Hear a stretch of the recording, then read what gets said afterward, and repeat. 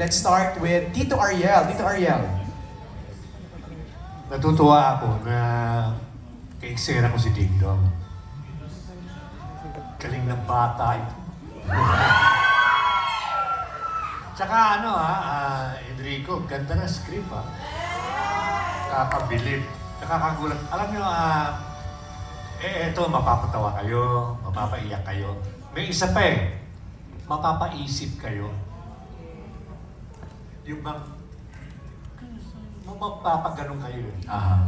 Tatamaan kayo, sigurado. Huwag yung katabi ha, yung sa Panoorin nyo to, hindi kayo magsisisi. Oh wait, Tito Ariel, yung roll mo dito. Hi! Sa trabaho ni Ding Dong, ako yung amo niya. Ako yung boss na gano'n. So, meron kami mga... Ang trato sa akin ni Ding Dong parang father figure. Okay. Gano'n. So, kahit pa paano, medyo may lambing, may konting away, encouragement, gano'n. Ang ganda ng role, hindi ko kaya masyado yung role Pinasan ko yung role para may ahon But nice kasama si Ding Dong. Ang bait-bait. Alright, thank you, Tito Ariel. I know. Via. Nakita niyo naman po sa Buhay Mag-asawa, parang ang daming pinagdaanan, noong kanilang mga characters. And I think what's really nice about being a part ng pagsasama ng couples ay, of course, ang support system ng bawat isa. And we've seen how dramatic, how intense yung role ni Marian dito, na si Mary. So, I am one of the best friends. Support system, kumbaga. Hindi ba sa pelikula na maraming nangyari sa buhay ng main characters, kailangan ng pag-aangklahan, pakikipagtawanan. So, ayun po, masaya po ako nakasama ako dun sa pool of, counsel? Or puro laughter, I think. Yun po. Thank you. Thank you, Via. I'll be playing Bridget. Bridget. Okay, thank you, Via. Choros, ikaw naman? Ako pala rito si Lucio. Lucio Tam. Totoo ba yun? Ano ni Jeffrey Tam pinsan? Inano lang namin kaopisina ako rito ni Don. Okay. Ayan, boss namin, si Tito. Pero, ayun nga, share ko na lang din dahil ito yung napag-usapan namin kanina. Ito kasing palabas na to talagang lahat tayo meron tayong rewind na gustong mangyari kumbaga, at least once in our life, meron tayong gustong baguhin. Pero, this makes you realize na wala tayong ganong opportunity. Meron lang tayo, nabanggit ko nga kanina, pause. Kumbaga, to look at our situation and our circumstances. Kumbaga, in a bird's point of view. So, yun yung magiging epekto sa inyo ng palabas na to. Kaya, dapat, ito unahin ninyo talagang panoorin ngayong pampamilya talaga. Dadalhin nyo rito yung mga magulang nyo, mga lolo nyo. Basta, kung sa pamilya ka ko. Thank you, Joros. Pamu, ikaw, what's your role here? Ako po si Hannah dito. Katrabaho ko si Lucio and boss ko po si Sir John. So, part po ako ng office area ni Sir John. And, yes, tama po. Halos na narinig niyo po lahat. Maganda po talaga itong movie na to. Kung kumurot na itong trailer na to sa inyo, nanggilid na yung luha nyo. Yung sa big screen, bagay dito, isama nyo yung magulang nyo, at saka asawa nyo, at saka anak nyo. Lahat meron talagang matututunan. Alright, thank you, Pamo. Chamita, your role, please. Yes, ako po dito si Dennis nung bata, nung lumaki po Dennis. Ay, totoo ba? Isa po ako sa Pwede pa rewind doon? Nung bata po Dennis, nung lumaki po Dennis. Hindi rewind talaga ni Chamita. Isa po ako sa mga friends ni Marian. Okay. Mary sa movie, with Via and Ina Peleo. Alright. Ayun po, kami po yung saksi sa mga kaganapan sa Buhay Mag-asawa. Buhay Mag-asawa. Sobrang timely po ng rewind kasi Pasko po and then New Year. So nag-isip po tayo ng mga pagbabago sa buhay natin kung may i-rewind po tayo. So baka sa pag-nanood po ng movie na ito is maisip po natin kung ano po yung mga dapat yung baguhin sa ating mga sarili. Wow. Alright, thank you, Chamido. Thank you. Mary Joy, your role please. Ayan. Ako naman po dito si Ningning. Ako po yung helper nila, Ate Marian, tsaka nila doon sa bahay. So, kasama po nila ako. Ganda mo namang helper. Tsaka si Jordan, ako po yung kasama doon. Ayan, kagaya din po ng sabi nila. Ikaw nag-aalaga kayo. Ako po ang nag-aalaga. Ako po yung, actually, Marites po, hindi lang po Ay, pala totoo ba? Marites na kasambahay po nila. So, ayun, nasabi natin po nila, grabe po, iba po yung Dong yan. Oh, sino yun? Sorry po. Grabe po talaga sila. Ibang kinakabahan po ako ngayon kasi hindi ko po talaga ina-expect na sa showbiz industry ko po makakatrabaho ko po ang isang Marian Rivera and Ding Dong Marquez. Sobrang iba po sila. Kaya po, sana po ay abangan niyo po yung pinaghirapan po namin na pelikula na talaga po, pag napanood niyo po yung buong film, marami po kayong maitatanong sa sarili niyo. So, maraming salamat po. Alright, Jordan, ikaw naman ang baby boy nila. I played the role po as Austin. Ako po yung anak ni Mary and John pa. Sila Tita Marian and Tito Ding Dong pa. And then, the movie po, mixed emotions po yung mafe-feel nyo pag mapapanood nyo na po. Kasi nakakaiyak po, tsaka nakakatawa po din. Ayun po. Thank you, Jordan. Okay, nakita na namin Marian Ding Dong, no? Pero briefly, baka meron kayong gustong i-add sa inyong mga characters. So ako si John, ang better half ni Mary. Si John ay isang workaholic, pero very good provider naman, pero mas priority niya talaga yung trabaho, tapos parating maraming ginagawa. Pag umuwi sa bahay, nakasimangot parate hanggang sa may mangyayari. So yun po, ang ganda lang po yung gusto ko sabihin. Workaholic si John dito. Si Mary naman. Ayan, si Mary, ang asawa ni John, na handang i-give up lahat, pati ang kanyang pangarap, para lang maintindi ng mabuti ang kanyang asawa at anak. Talagang yun ang... Give-aholic daw.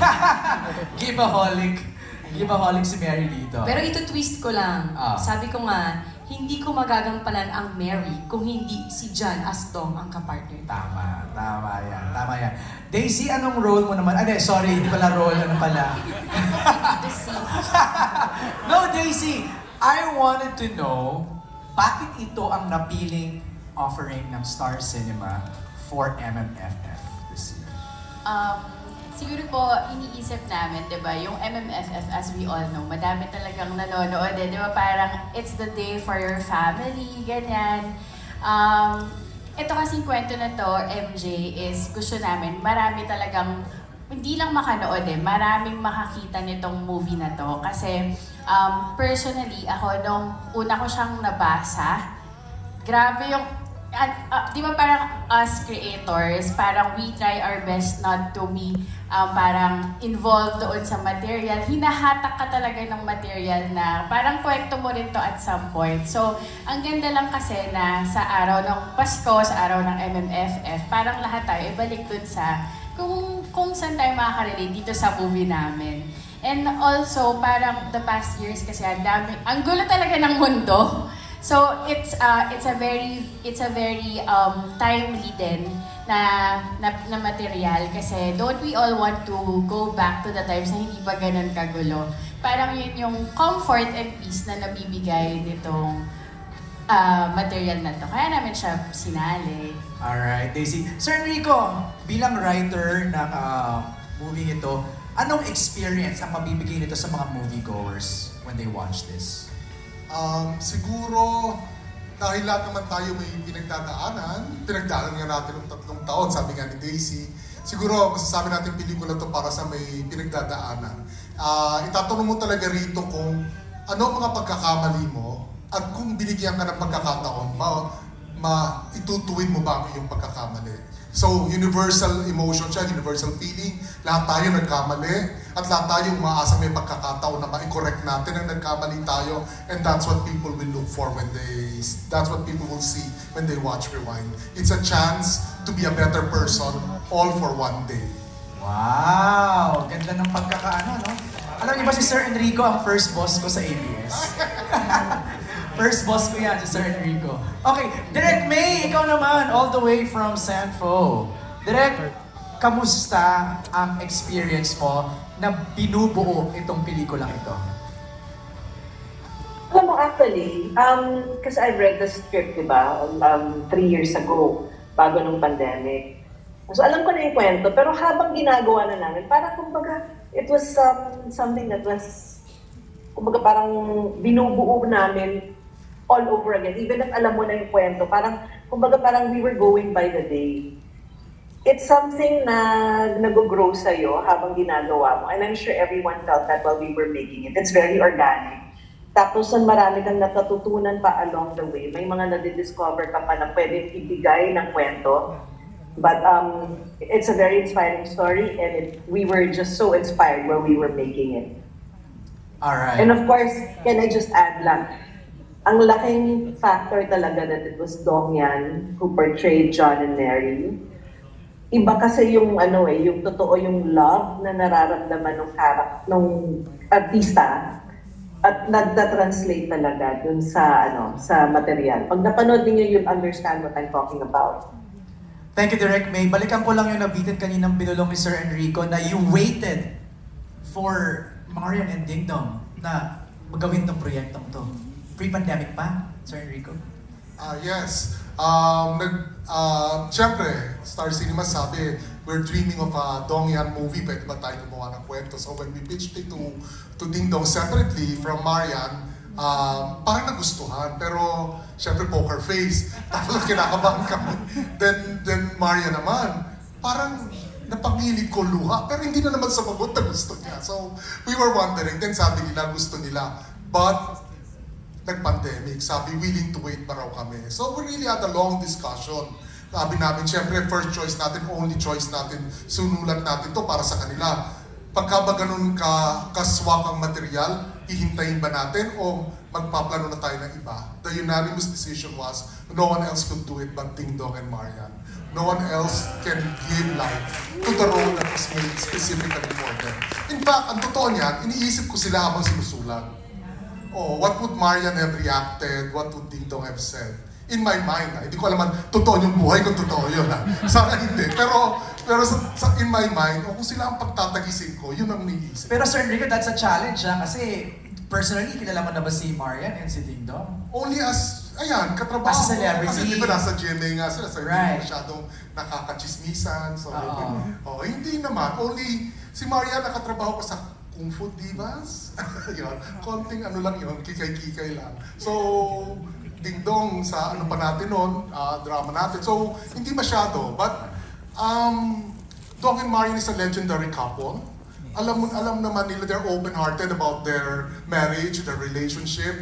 And what we admire about it is that it's really strong, loyal, and long-lasting. So, doon palang kapit na tayo. Oo, sabi ko, what will challenge this relationship and make the audience feel that this is stronger at the end of the movie. Right. So, yun ang challenge. How do you make an already solid and matibay na couple go through a drama that will challenge their relationship? So, that's it. So, lumabas, rewind. Nice! Okay, eto na. Totoo na to. Q&A na tayo. Let's begin.